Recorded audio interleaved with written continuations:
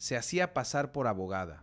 Esa fue la mentira más cruel jamás contada en los tribunales de Santa Ana, porque con esas dos palabras, soy abogada, una sola mujer logró estafar a familias enteras, arrancarles hasta el último dólar y destrozar la esperanza de decenas de personas que solo querían recuperar a un ser querido. No usó armas, no usó violencia, usó algo mucho más peligroso, un título que jamás tuvo. Se paseaba por los juzgados con una carpeta bajo el brazo.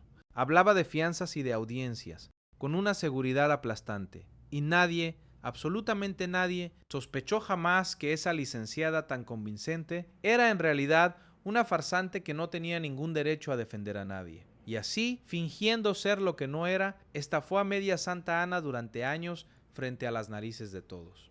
Y si te interesan las estafas más frías, las caídas más impactantes y cómo las autoridades desenmascaran a los criminales que se ocultan a plena luz en El Salvador, suscríbete ahora mismo a este canal, porque esta historia se vuelve más oscura con cada minuto. Lo que empezó como el caso de una mujer que se hacía pasar por abogada, terminó destapando algo que nadie, ni siquiera los propios investigadores, vieron venir. Y para entender hasta dónde llega esta trampa, hay que empezar por lo más impactante de todo: cómo cayó, cómo se derrumbó su imperio de mentiras y qué fue lo que finalmente la delató. Porque durante mucho tiempo pareció intocable, se acercaba siempre en el mismo momento, el más doloroso de todos, cuando una familia acababa de ver a un hijo, una hija o un hermano esposado y subido a una patrulla. Ahí aparecía ella, con voz calmada, con palabras técnicas, prometiendo sacarlos, prometiendo audiencias, prometiendo libertad. Se presentaba como abogada, a veces incluso como amiga cercana, y ofrecía asumir la defensa por $500. En otros casos cobraba 250 por un divorcio, cifras que sonaban razonables, casi baratas, y que multiplicadas por decenas de víctimas se convirtieron en miles de dólares que desaparecieron sin dejar rastro de un solo trámite real.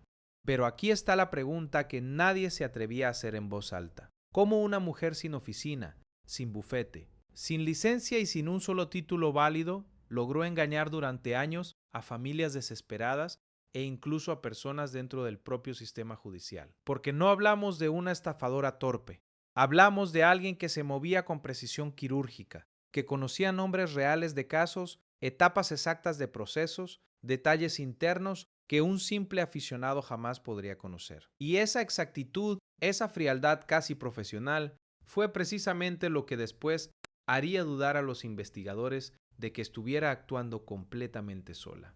Pero eso lo entenderás más adelante. Primero, cómo se rompió el hechizo. Y el hechizo no se rompió con una redada, ni con un operativo espectacular. Se rompió con algo mucho más pequeño y mucho más letal. Una víctima que se cansó de esperar. Una madre que había entregado hasta el último centavo por una audiencia que nunca llegaba, tomó la decisión que la falsa abogada más temía: preguntar por su cuenta. Fue directo al juzgado, pidió revisar su expediente y ahí, frente a un empleado que buscaba una y otra vez en el sistema, escuchó la frase que le rompió el mundo en dos: aquí no hay ningún caso a su nombre, señora, ningún trámite, nada, como si nunca hubiera existido. Ese fue el primer hilo, y cuando esa mujer, temblando de rabia, empezó a hablar, aparecieron otras víctimas, y otras más, todas con la misma historia, el mismo modus operandi, la misma licenciada que un día lo prometía todo y al siguiente desaparecía, sin contestar el teléfono. Lo que parecía el drama aislado de una familia se transformó de golpe en una avalancha de denuncias que empezó a acumularse sobre el escritorio de la fiscalía. Y por primera vez, alguien dentro del sistema empezó a unir los puntos y a darse cuenta de la dimensión real de lo que esta mujer había hecho. Y entonces surge el detalle más escalofriante de toda la caída. ¿Cómo descubrieron muchas de estas familias que su abogada era falsa? No fue en un tribunal, no fue por una notificación oficial, fue desplazándose por su propio teléfono, una noche cualquiera. Porque muchas de estas víctimas no se enteraron por la policía, ni por un juez. Se enteraron solas, en silencio, viendo una publicación en redes sociales, una imagen, un rostro conocido, y debajo una sola palabra que les congeló el alma: capturada. La mujer en la que habían confiado todo estaba esposada, detenida, señalada públicamente como estafadora. Imagina ese instante. Estás en tu casa, agotado, aferrado a la última esperanza de que tu abogada saque a tu hijo de prisión. Abres el teléfono un segundo para distraerte y de golpe ves su cara, la cara de la mujer a la que le entregaste tus ahorros, tu casa empeñada, tu fe entera, y está esposada. En ese instante todo encaja de la peor manera. El divorcio nunca se tramitó, la fianza nunca se pagó, la audiencia nunca existió. Cada palabra fue una mentira fría y calculada. Y ya es demasiado tarde. Esa traición absoluta, ese golpe al estómago de decenas de familias a la vez, es lo que convirtió este caso en uno de los más comentados de todo El Salvador. Mientras las víctimas ataban cabos, la fiscalía ya reconstruía la red de mentiras pieza por pieza. Los pagos, los mensajes, las promesas, los nombres, las fechas. Y confirmaron lo impensable. La mujer no estaba registrada como abogada autorizada. Jamás lo había estado. Apenas era egresada de la carrera de Ciencias Jurídicas y nunca completó lo necesario para ejercer. Es decir, tenía el conocimiento justo para sonar creíble, pero ni una gota de derecho legal para hacer lo que hacía. Cada nuevo documento que aparecía volvía la trampa más grande, más fría y más imperdonable de lo que nadie había imaginado. Pero aquí la investigación choca contra un muro que nadie esperaba. Al sumar todo el dinero que ella cobraba, las cuentas simplemente no cuadraban. ¿Por qué correr un riesgo tan brutal? Con tantas víctimas por cantidades tan pequeñas. Esa incoherencia entre el riesgo enorme y la ganancia modesta fue lo que empezó a inquietar de verdad a los investigadores más experimentados, porque cuando el dinero no explica el crimen, casi siempre significa que hay algo más debajo, algo que todavía no estaba sobre la mesa, alguien más moviéndose en las sombras, un motivo que cuando por fin salga a la luz, convertirá esta estafa en algo muchísimo más oscuro de lo que parecía. Aún así, con lo que ya tenían, la trampa se cerró. La mujer que se creía intocable, la que se paseaba por los juzgados sin miedo, la que miraba a los policías a los ojos convencida de que jamás la atraparían, terminó exactamente donde había mandado a tantos inocentes con sus mentiras, tras las rejas. El Tribunal Segundo de Sentencia de Santa Ana la halló culpable de estafa y de ejercicio ilegal de la profesión, y le impuso una condena que por fin ponía nombre y castigo a años de engaños. La falsa abogada, la intocable licenciada de Santa Ana, había caído por completo. Pero lo más impactante no era la condena. Lo más impactante era lo que la investigación aún no había hecho público. Ese cabo suelto que seguía sin respuesta. Esa pregunta sobre por qué elegía a ciertas familias y no a otras. ¿Por qué se movía con tanta seguridad? ¿Porque el dinero nunca cuadró? ¿Porque detrás de la falsa abogada, detrás de la carpeta, detrás de cada mentira, empezaba a asomar algo que nadie relacionó jamás con una simple estafadora de tribunales? Algo tan grande, tan peligroso y tan temido en todo El Salvador, que cuando por fin entiendas de quién dependía realmente esta mujer y para quién trabajaba en las sombras, esta historia dejará de ser la de una tramposa de juzgado, para convertirse en algo que te va a costar creer. Y aquí llega la verdad que lo cambia todo, la que convierte esta historia en algo mucho más oscuro de lo que nadie imaginó. La falsa abogada nunca trabajó sola. Detrás de ella, pasándole los nombres, marcándole a las familias y quedándose con la mayor parte del dinero, estaba una de las estructuras más temidas de todo El Salvador, la Mara Salvatrucha. Esa era la pieza que faltaba, la razón por la que las cuentas jamás cuadraban, el motivo por el que se movía con esa seguridad de alguien que se sabe protegido. Ella no era una estafadora solitaria improvisando timos en los pasillos de los juzgados. Era un engranaje dentro de una maquinaria enorme. La pandilla localizaba a las familias con un pariente recién capturado. Familias rotas, desesperadas, capaces de pagar lo que fuera con tal de recuperar a los suyos. Y la enviaba a ella, con su carpeta y su título falso, a exprimirlas hasta el último centavo, con la promesa de una libertad que jamás iba a llegar. La estafa no era el fin, era la fachada legal de una extorsión disfrazada, de defensa jurídica. Y aquí es donde surge la pregunta que ahora persigue a las autoridades. ¿Qué pasa con esa estructura, ahora que una de sus piezas ha caído y ha quedado expuesta ante todo el país? Porque la captura de esta mujer no cierra el caso, lo abre de par en par. Los investigadores tienen claro que ella era apenas un eslabón, una cara visible, una operadora de bajo nivel, dentro de un esquema que convertía el dolor de las familias en negocio. Y si ella funcionaba así, la pregunta obligada es inquietante. ¿Cuántas otras licenciadas, ¿Cuántos otros falsos gestores, cuántos otros intermediarios siguen operando ahora mismo en otros juzgados del país, repitiendo exactamente el mismo libreto, sin que nadie los haya detectado todavía? La caída de esta pieza, lejos de tranquilizar a las autoridades, encendió todas las alarmas, porque cuando una estructura como esta pierde a un operador, no se detiene, se reorganiza. Busca reemplazo, cambia de zona, cambia de rostro, cambia de método. Los investigadores temen que mientras esta mujer enfrenta su condena tras las rejas, la maquinaria que la usó ya haya puesto a otra persona a hacer exactamente lo mismo en otro rincón de El Salvador. Y esa es la parte más perturbadora de todo el caso, que la condena de una sola mujer, por dura que sea, apenas rasca la superficie de algo, mucho más organizado y mucho más difícil de desmantelar de lo que parecía al principio. Pero entonces aparece la duda que lo cambia todo. ¿Cómo terminó una egresada de ciencias jurídicas, alguien que estudió leyes, convertida en una herramienta al servicio de una pandilla? Porque este no es el perfil habitual de alguien vinculado a una estructura criminal. No hablamos de alguien criado entre la violencia, sino de una persona con estudios, con conocimiento del sistema, con acceso a un lenguaje y a una información que la volvían infinitamente más útil y más peligrosa que cualquier operador común de las calles. Y esa combinación, la de la formación legal puesta al servicio del crimen, es exactamente lo que la convirtió en el arma perfecta para la estructura.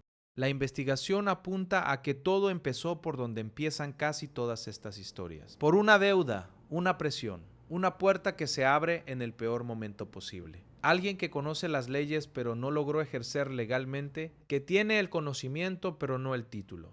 Se convierte en un blanco ideal para una estructura que necesita precisamente eso. Alguien capaz de hablar como abogado, de moverse en los juzgados, sin levantar sospechas, de sonar creíble frente a familias que jamás distinguirían a un profesional de un impostor. La pandilla no necesitaba que ella fuera abogada de verdad, necesitaba que lo pareciera, y ella lo parecía mejor que muchos que sí tenían el título colgado en la pared.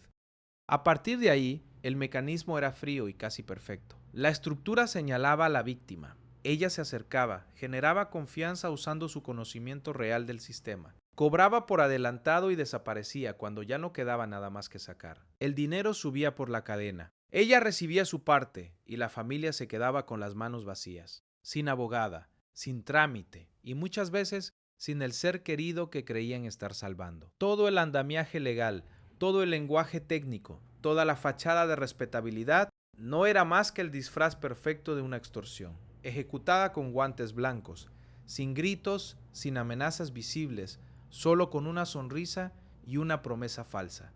Y aquí viene lo que más preocupa a los investigadores de cara al futuro. Si las pruebas confirman esta conexión, ¿a qué se enfrenta realmente esta mujer y qué puertas podría abrir su caso? Porque una cosa es una condena por estafa y ejercicio legal de la profesión, y otra muy distinta es lo que vendría si se demuestra el vínculo directo con una estructura como la Mara Salvatrucha. Ahí ya no hablamos de un par de delitos aislados, hablamos de un abanico completo de cargos que podrían transformar por entero su situación legal y sobre todo convertirla en una pieza clave para desmantelar algo muchísimo mayor que ella.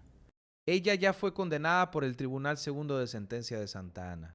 6 años de prisión por estafa, más 2 años por ejercicio ilegal de la profesión que le fueron sustituidos por trabajos de utilidad pública. Esa es la parte que ya está sobre la mesa, la oficial, la que cerró el primer capítulo de esta historia. Pero los investigadores saben que esa condena podría ser apenas el principio si logran probar todo lo demás, si consiguen que ella hable, si logran seguir el rastro del dinero hasta la cima de la cadena y ponerle nombre a quienes le daban las órdenes. Porque una operadora como ella lo sabe todo, sabe nombres, sabe rutas, sabe a quién le entregaba el dinero, quién le pasaba las listas de familias, quién decidía a qué juzgado enviarla, y esa información la convierte en algo tremendamente valioso. Y esa información la convierte en algo tremendamente valioso. Y esa información la convierte en algo tremendamente valioso. Y esa información la convierte en algo tremendamente valioso. Al mismo tiempo, tremendamente peligroso, valiosa para las autoridades que quieren derrumbar la estructura desde dentro.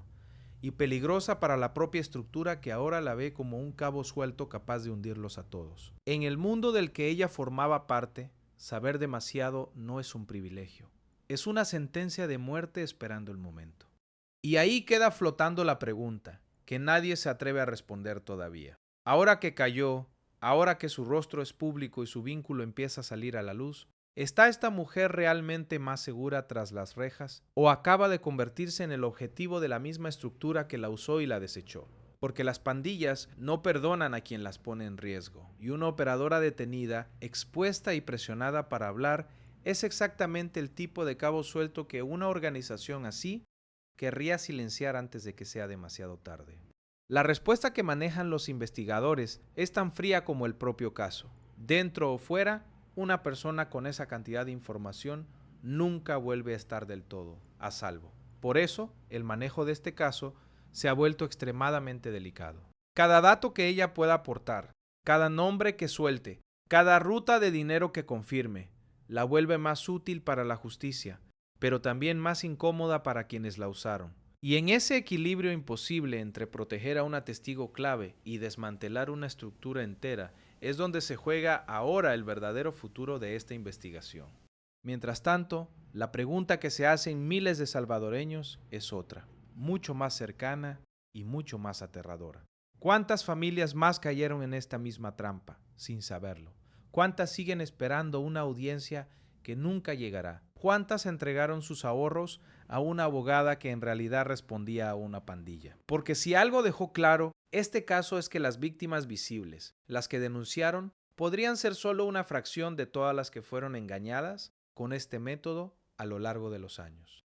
Y es justo ahí, en esa pregunta, donde la historia da su último giro, porque lo más impactante todavía no ha salido a la luz. Falta lo que las autoridades encontraron cuando entraron a registrar sus cosas. Los mensajes que ella creía haber borrado para siempre. Los nombres que aparecieron cuando menos se lo esperaban y un detalle final que podría convertir este caso de una simple falsa abogada en uno de los golpes más importantes contra la Mara Salvatrucha en mucho tiempo. Y todo eso, absolutamente todo, es lo que estás a punto de descubrir en la parte más reveladora de esta historia. Cuando las autoridades entraron a registrar sus pertenencias, encontraron mucho más de lo que jamás esperaron hallar en manos de una supuesta abogada. No fue solo la carpeta repleta de expedientes falsos, ni los recibos de pagos que nunca correspondieron a ningún trámite real, ni los sellos húmedos que imitaban los de instituciones legítimas.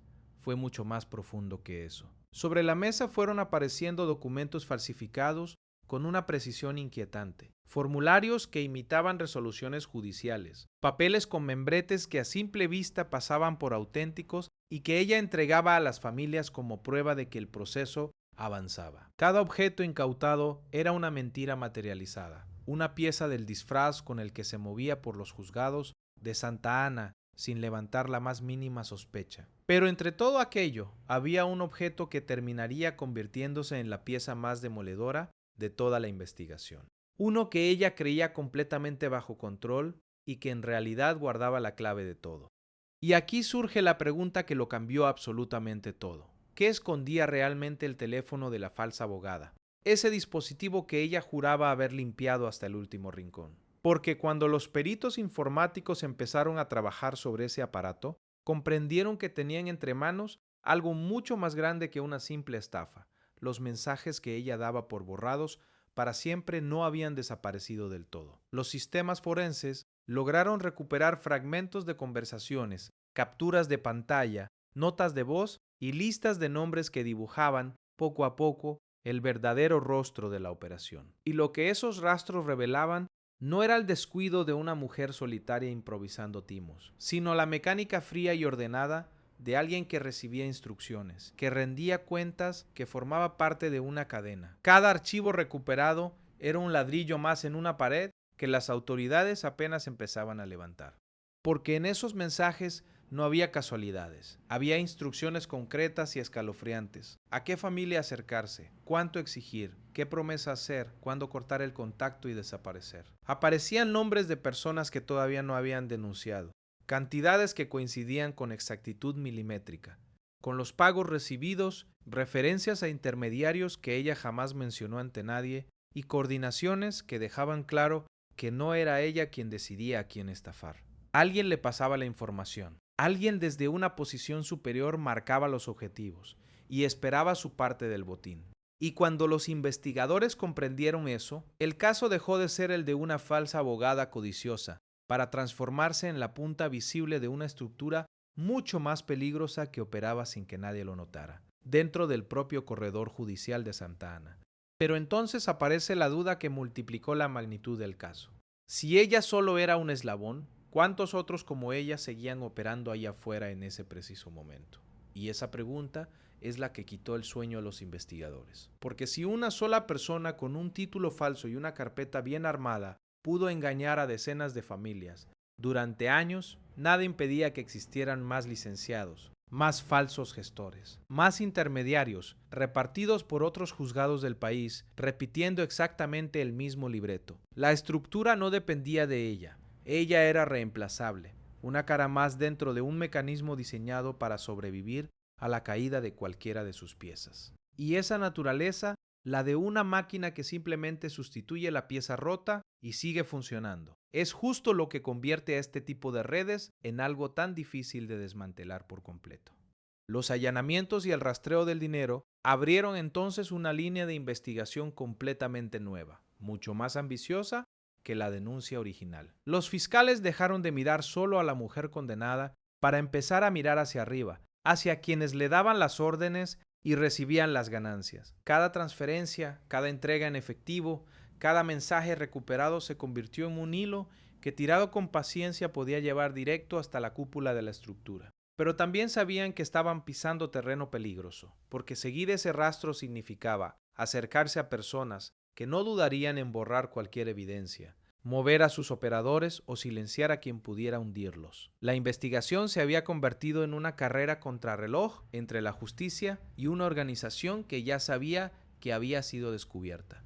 Y aquí llega la gran pregunta que hoy mismo se hacen las autoridades. ¿Qué pasará con esta estructura ahora que una de sus piezas clave ha caído, ha quedado expuesta y podría empezar a hablar? Porque una organización criminal no reacciona igual ante la caída de un operador cualquiera que ante la caída de alguien que conoce el mecanismo por dentro. Y ella lo conocía perfectamente. Sabía cómo se elegían las víctimas, cómo circulaba el dinero, quién estaba por encima de ella en la cadena y cómo se coordinaban los movimientos. Toda esa información, guardada en su memoria y en los fragmentos recuperados de su teléfono, la convierte en una amenaza directa para la propia red que la utilizó. Y una amenaza así nunca pasa desapercibida para una estructura acostumbrada a protegerse a cualquier precio.